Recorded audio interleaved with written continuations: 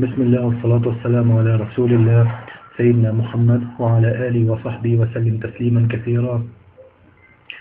أما بعد، إخواتي أخواتي أحبتي في الله، السلام عليكم ورحمة الله تعالى وبركاته. نظرا لتعنت الحكومة المصرية وبعدها عن المنهجية وعن الشريعة الإسلامية، فإننا موضوعنا بحمد الله وقدرته وقوته على استهداف كل العناصر الكافرة. وأتحدث إليكم باسم جماعة التكفير والهجرة الإسلامية، بأنه إذا لم تتخذ الحكومة المصرية كافة التنظيمات الإسلامية وتطبيق الشريعة الإسلامية على أرض الواقع حتى يكون دين الله في أرضه بارزا عاليا شامخا في الآفاق، وإذا لم يتم مساعدة إخواننا في غزة، وأنا أنطق باسم الحركة التكفير والهجرة الإسلامية في مصر، فإننا إن شاء الله سيتم تدمير كافة المنظومة الدفاعية الصاروخية الجوية للحكومة المصرية، وتدمير كافة الدبابات وكافة الأسلحة الثقيلة.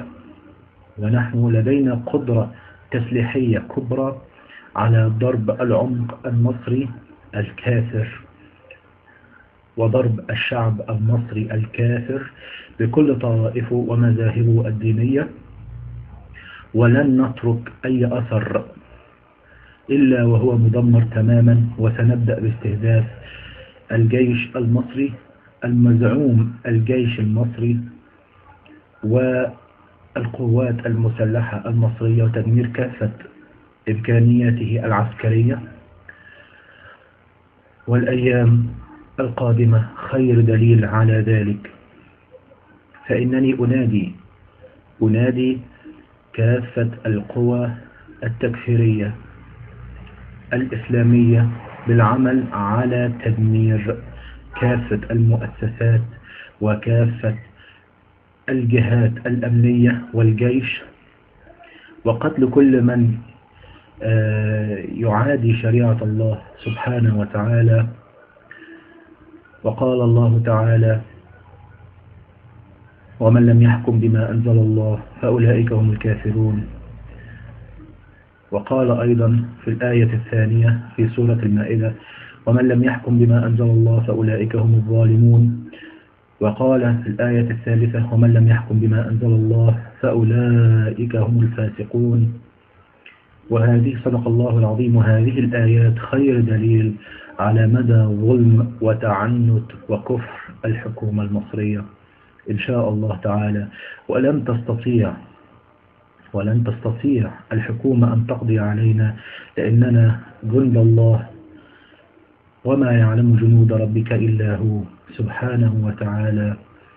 وقال صلى الله عليه وسلم: أمرت أن أقاتل الناس حتى يقولوا لا إله إلا الله، فإذا قالوها عصموا مني دماءهم وأموالهم إلا بحق الإسلام وحسابهم على الله. صدق الرسول صلى الله عليه وسلم. أما بعد، ففي النقطة الثانية نرى عددا من المسلمين، هذا الدليل على كفر الشعب المصري، عدد كبير من المسلمين المحسوبين على الإسلام بطريق الخطأ، فأنهم يحضرون بعض أعداء الله في كنائسهم الكافرة ومعابدهم. فسيتم استهداف كل الكنائس، ولا نبالي بالكافرين الذين خلعوا لباس الإيمان من على باب الكنيسة الكافرة.